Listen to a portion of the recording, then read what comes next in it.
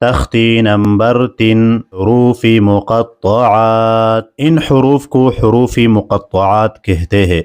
ये कुरान करीम की बाज़ी सूरतों की अव्वल में ये हरूफ लिखा जाता है। इन हरूफ को हरूफ मुक़त्तआत इसलिए कहते हैं कि ये एक एक हर्फ को अलग अलग पढ़ा जाता है। जिस हर्फ के ऊपर ये मद का निशान होता है वो हर्फ ज़्यादा खींचा जाता है।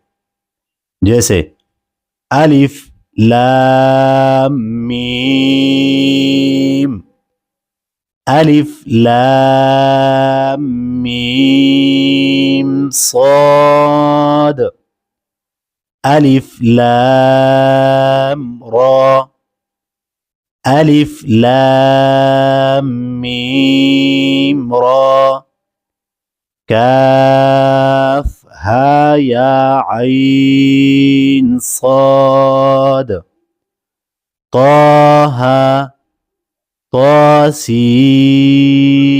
मीम, तासीन, यासीन,